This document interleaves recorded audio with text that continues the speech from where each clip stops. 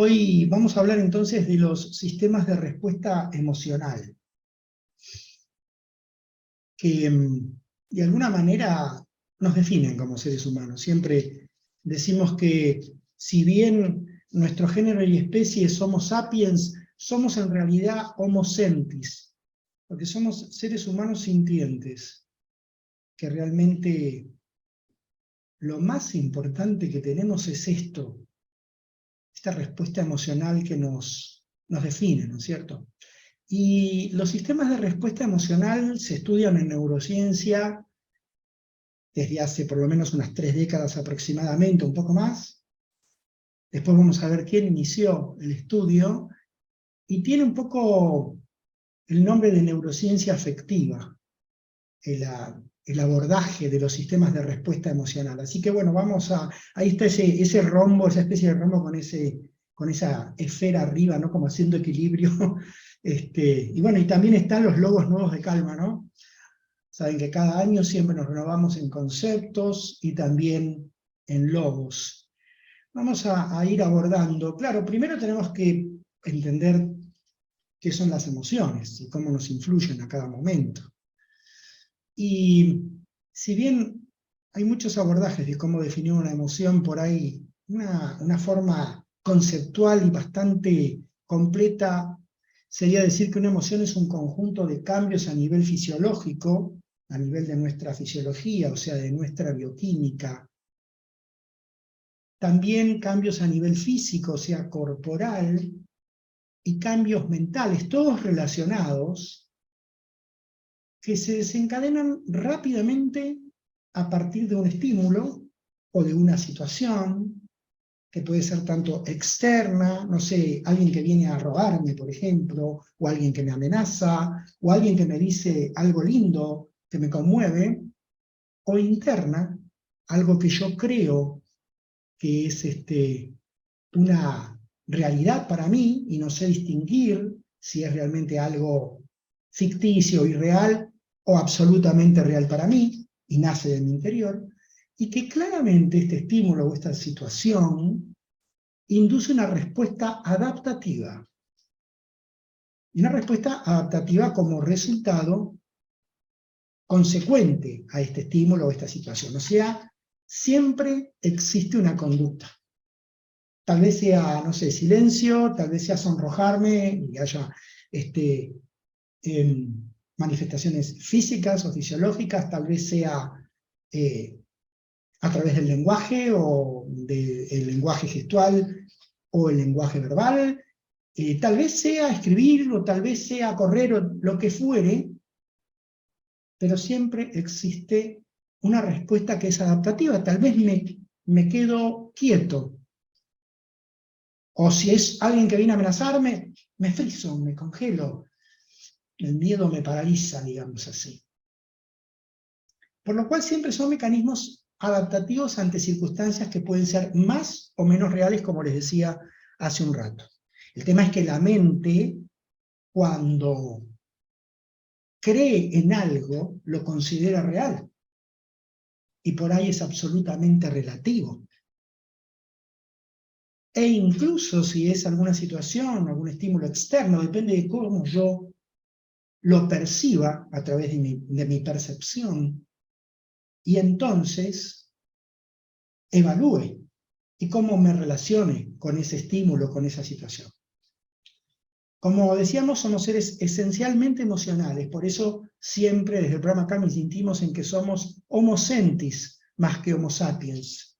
Somos seres humanos que no nacemos y pensamos. Muy por el contrario, nacemos y sentimos. Desde el punto de vista oriental dicen, el niño cuando está en el vientre de su madre es puro amor y está en una, digamos, simbiosis absoluta con su madre, percibe también a través de su madre, pero cuando nace, cuando pasa por el canal del parto, o sea, tal vez sacado a través de una cesárea, ahí siente miedo, porque hay un momento en donde no puede respirar. y tiene que empezar a respirar. Entonces ahí aparece el miedo. Entonces los orientales dicen, la emoción primaria del ser humano en su esencia es el amor. Y la emoción contraria, contrapuesta, digamos, no es el odio, como creemos los occidentales, es el miedo. Entonces es una reflexión muy linda y muy sabia, me parece, y que justamente nos permite entender que somos homo sentis. El género humano, hombres y mujeres, somos homo sentis. Lo primero que hacemos es sentir. Lo que pasa es que el racionalismo en siglos atrás, bueno, a través de Descartes, Kant, etcétera, hablaba de, bueno, pienso, luego existo, etcétera, etcétera. Pero en realidad siento, luego existo. Esa es, en realidad, la reflexión o el concepto. Y las emociones motivan uno o más cambios. Siempre las emociones son motivadoras. Generan movimiento, digamos así, sean movimientos internos, sean movimientos que se pueden expresar a nivel bioquímico y por ahí no se ve nada a nivel físico, o movimientos físicos, o movimientos mentales, o todos. Por eso, uno de los principales investigadores en emociones llamó a los sistemas de respuesta emocional sistemas de respuesta motivacionales, por la relación tan estrecha que existe entre las emociones y la motivación. Entonces, motivan uno o más cambios, y las consecuencias de esos cambios pueden ser favorables, neutros o desfavorables, depende. Depende de la circunstancia, depende de mi relación con la situación, de mi estado anímico, de mi capacidad de respuesta emocional. Y como les decía, estos sistemas siempre incitan al movimiento, y por lo menos existen seguro un movimiento cognitivo, mental, pensamientos que se asocian y que generan por ahí nuevas emociones o sensaciones, y así se va formando un bucle, y también conductuales. Y, diría yo también, comunicacionales. Eso es por ahí el concepto de lo que es realmente una emoción. Y obviamente cumplen determinadas funciones. Las emociones son información.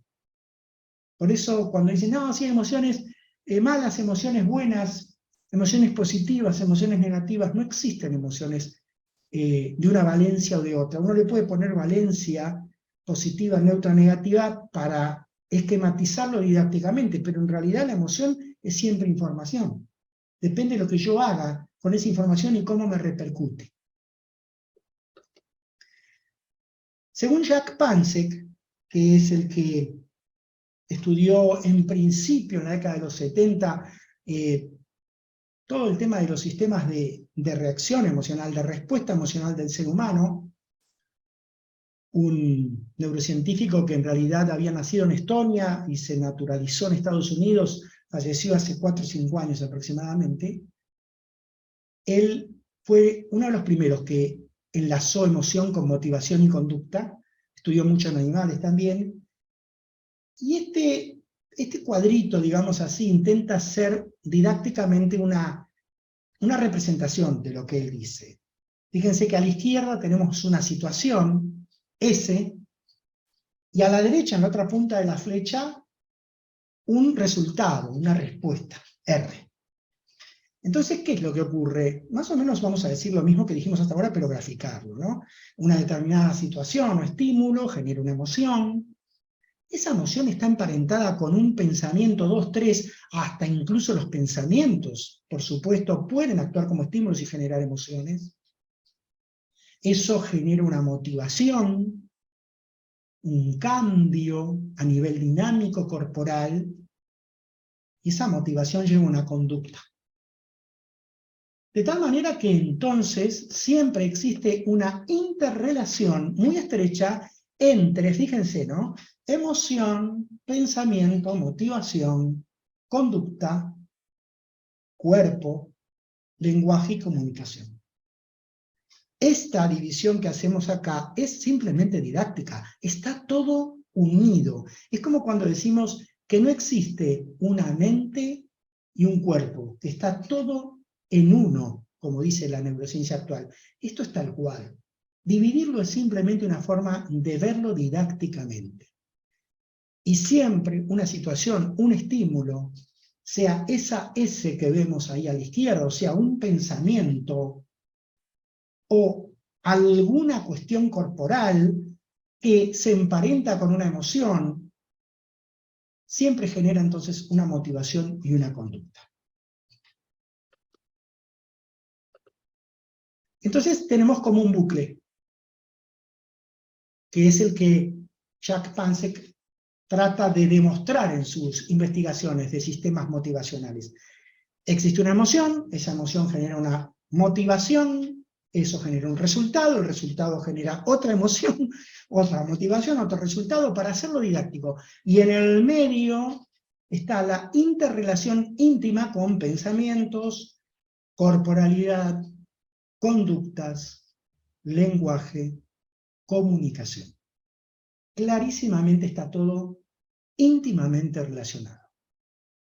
Lo del centro y lo que está en el círculo, en ese ciclo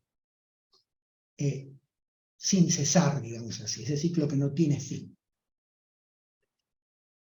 Todo esto hace que entonces el ser humano, los seres humanos, estemos en dos modos preferentemente. Uno se llama modo hacer, que implica movimiento mental, implica movimiento atencional, movimiento emocional, movimiento conductual, o sea, del cuerpo, conducta, lenguaje, etc., con una preponderancia muy importante en el modo hacer de lo conceptual, de lo cognitivo, de la mente, de los pensamientos. Y el otro modo es el modo ser. Podríamos decir el modo más contemplativo. El modo en donde yo guardo más la calma. El modo en donde no estoy en movimiento, moviéndome, sino que estoy más bien observando, sintiendo. Y vamos a ver cada característica de los ítems que está a la izquierda, qué pasa para poder contrastar modo hacer y modo ser. Fíjense, el funcionamiento cognitivo en el modo hacer es conceptual. ¿Qué significa conceptual? Conceptos. Los conceptos que son pensamientos, ideas. O sea que el modo hacer se basa en un movimiento de la mente en forma permanente, productivo. Y el modo ser es más experiencial. Salgo de la mente y entro en la experiencia. Es como decía Stephen Hayes, el que desarrolló la terapia de aceptación y compromiso, sal de tu mente y entra en tu vida. De hecho, él tiene un libro que se llama así. Entonces, salgo de la mente, de lo conceptual, y entro en la experiencia. Entonces, en vez de decir, el mar es un cúmulo de agua salada, por decirlo de alguna manera, me quedo parado, sentado enfrente al mar, sintiéndolo, tratando de vaciar mi mente y sentir el mar. ¿Por qué? Porque la actitud básica en el modo hacer, a través de la mente, es juzgar, criticar, etiquetar. Siempre está la mente tratando de etiquetar, tratando de criticar, de comparar, de quejarse, de juzgar. En vez, en el modo ser, la actitud básica es aceptar y soltar. Fluir no significa me voy para cualquier lado, no, fluir significa estar presente en la experiencia actual con aceptación, sin apego o expectativa, sin criticar, sin juzgar, sin etiquetar, permitiendo que la información me invada. De hecho, el modo hacer, el objetivo primario es evaluar el malestar y estar atentos para defenderse, huir, luchar, ir a buscar algún recurso. Movimiento, movimiento, movimiento, movimiento. Que tengo que defender, ojo, acá, allá, no voy a tener que luchar, voy a tener que pelear por esto, uy, no tengo que conseguir tal cosa. El objetivo primario del modo ser es abrirse a la experiencia con curiosidad y aceptación. No implica movimiento, implica contemplación. Justamente por eso la mente, en el modo hacer, está en modo automático, está en piloto automático. El piloto automático es esa característica que tiene la mente en por lo menos 50% del tiempo de vigilia, en donde todos, ninguno zafamos de eso, estamos haciendo algo y en vez de estar experimentando o vivenciando la experiencia presente, estamos haciendo algo y con la mente en otro lado. Eso significa que nuestra atención está dividida. Si nos ponemos a pensar, este modo automático es muy frecuente. Algunas veces es necesario. Por ejemplo, si yo manejo, no puedo estar todo el tiempo manejando y prestando atención en primer plano, contemplando todo lo que ocurre. No, voy a manejar en forma automática. Una parte de mi reserva atencional está dedicada a la atención de las señales, los autos, la gente que pasa, etc. Y la otra parte está en otra cosa, o escuchando música, o pensando que mi jefe me va a regañar porque llego tarde, o que hoy tengo que ir al supermercado, o que tengo esto o aquello. Cuando en realidad puedo estar también parte en modo automático, pero la otra parte estar más en modo ser. En el modo ser la mente está en un modo atencional. Enfoca la atención a la experiencia presente. Está en un modo mindfulness, ¿sí? Entonces puedo estar manejando, puedo estar también escuchando música, mirando el verde de los árboles, prestando atención a los detalles, viendo cómo una pareja va caminando, o cómo un señor está paseando su perro, observando un comercio que no había visto y permitiéndome, de alguna manera, con curiosidad, ver qué tiene ese comercio, lo que fuere. La voluntad, en el modo hacer, también está en proceso automático. Habitualmente no hay una voluntad intencional, consciente, una intención voluntaria, yo diría una intención plena, sino que está en proceso automático, sale en automático. Una característica también muy importante del modo hacer es que la orientación en el tiempo para el modo hacer es siempre pasado-futuro, se referencia al pasado y al futuro. Tomo cosas de mi pasado o del pasado de alguien y hago hipótesis de cómo me puede salir en el futuro o pasar en el futuro, mientras que el modo ser, la mente está en el presente.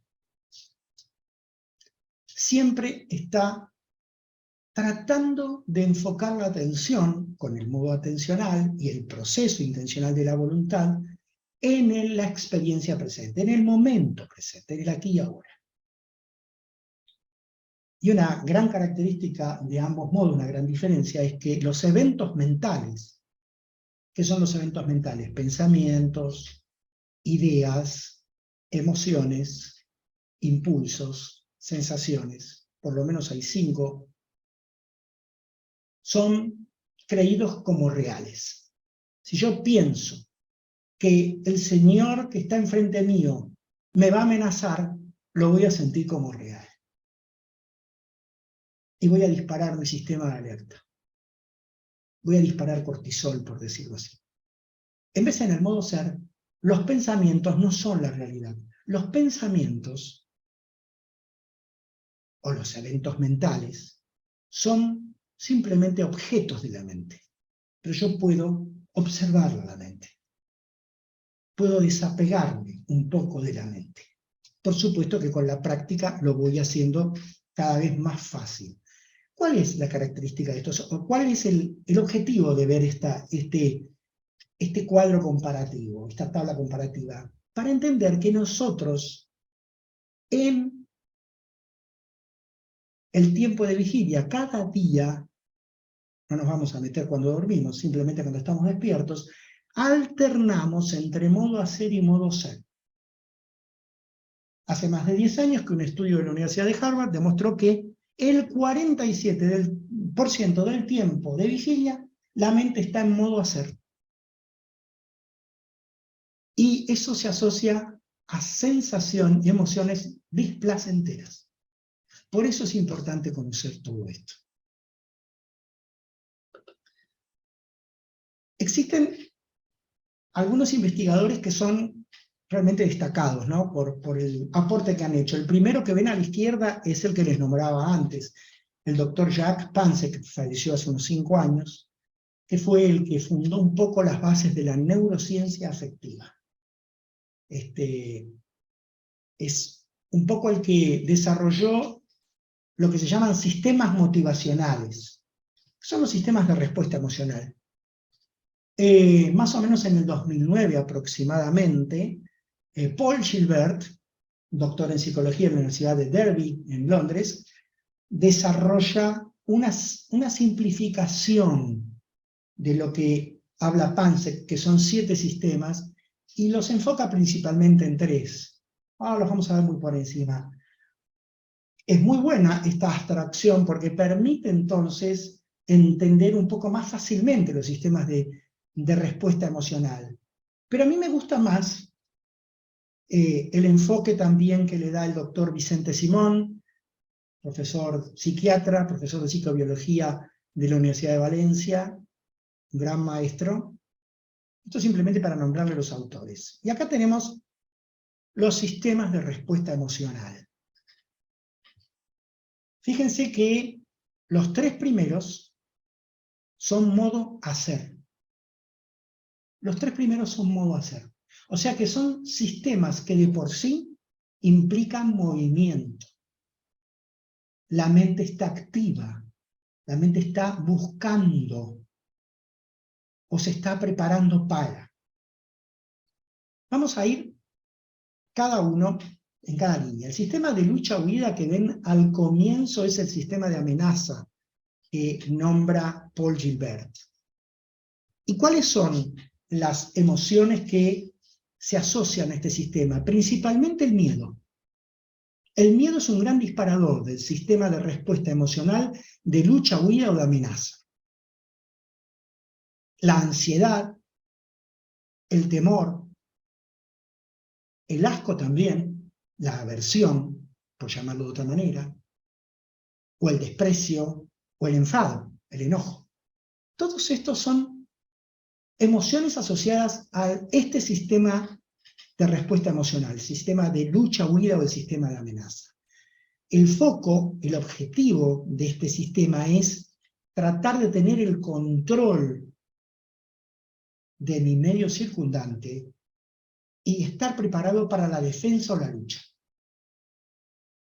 O sea, claramente implica movimiento mental y también corporal, o sea que es modo hacer.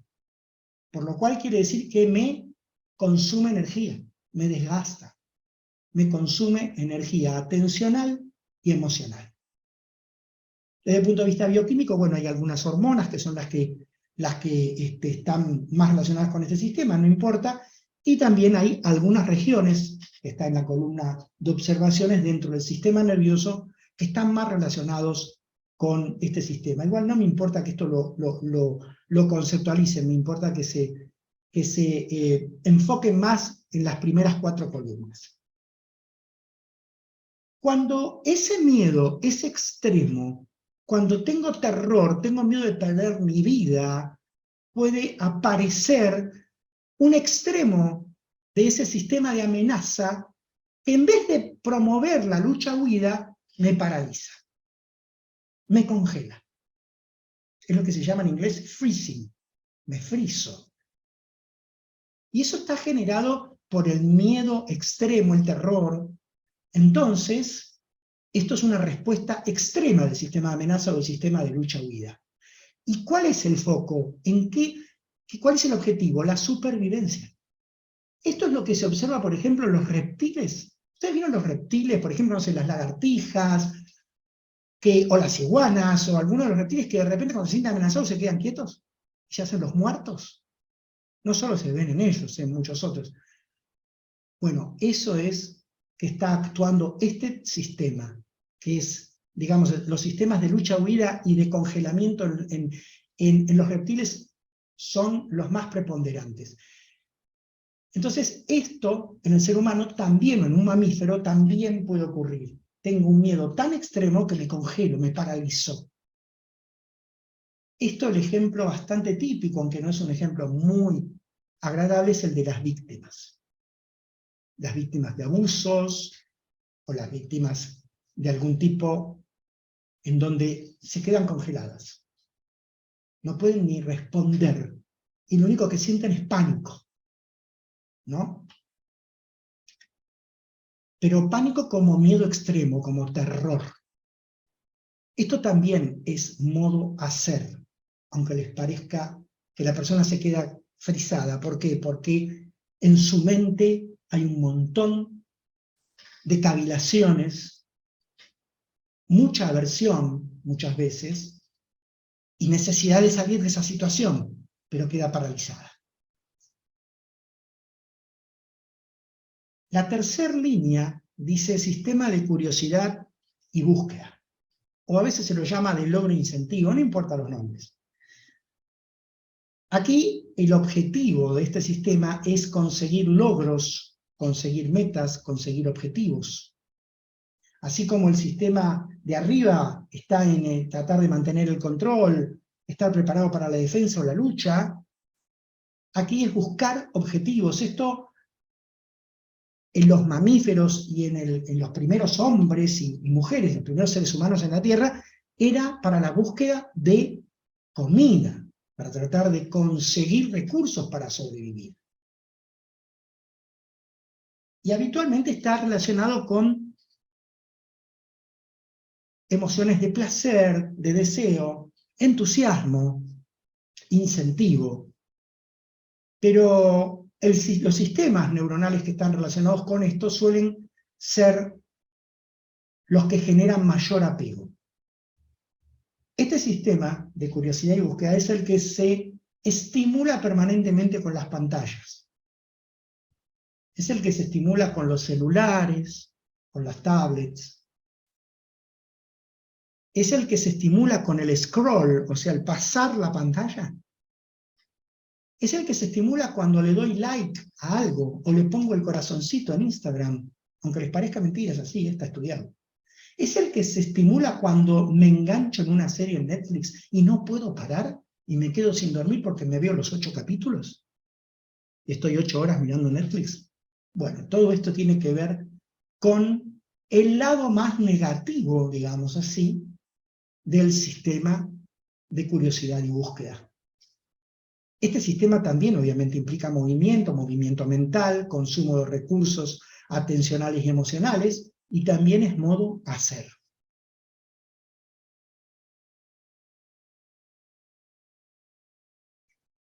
Los dos sistemas que están opuestos, digamos, a estos, principalmente el del sistema de cuidado, crianza o de calma, tiene por objetivo la protección, la socialización y la procreación.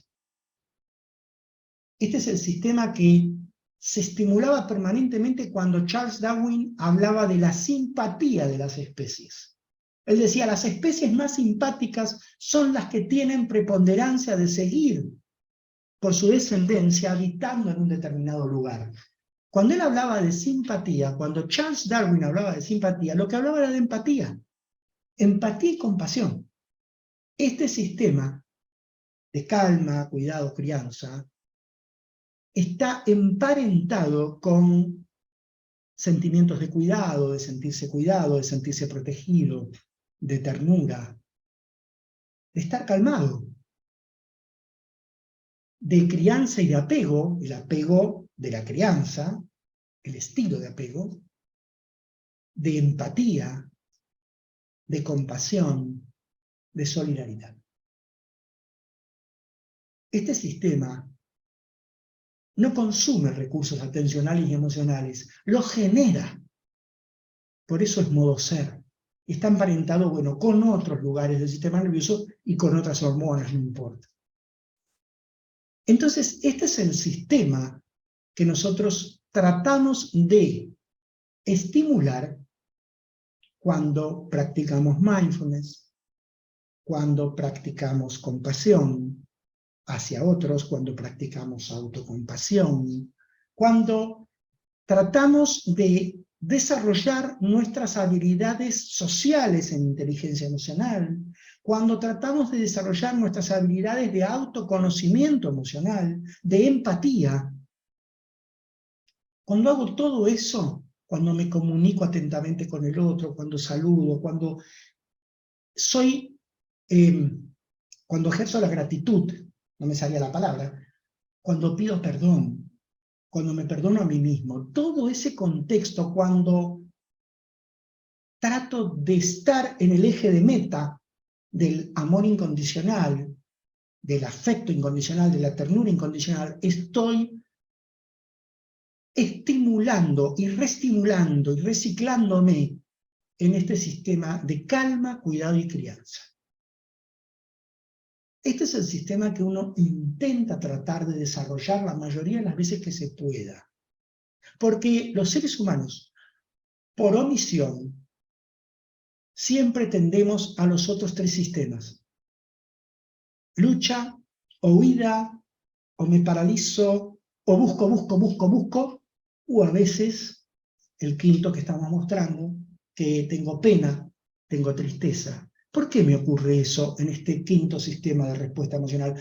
Porque pierdo el cuidado, la ternura, el apego, me siento desconectado. Sufro la desconexión. El sistema de calma es conexión. El sistema de pena, tristeza, pánico, porque en el niño es pánico. Cuando sus padres no le dan bolilla, no lo atienden, el niño siente pánico.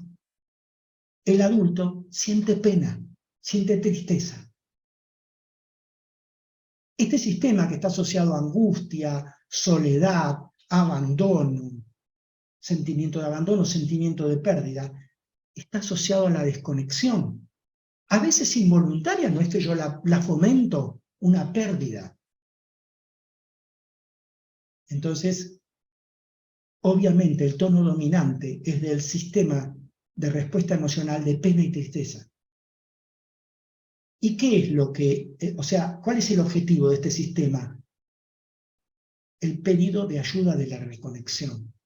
O me quiero reconectar y tengo la posibilidad de reconectar, o estoy pidiendo ayuda, aunque no lo sepa.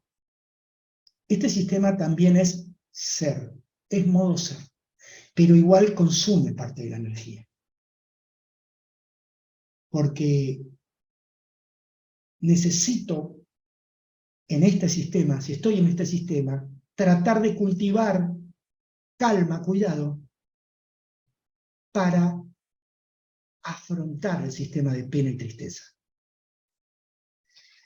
Y estos son los 5 sistemas, digamos así, de respuesta emocional y más o menos sus objetivos, emociones asociadas y modalidades.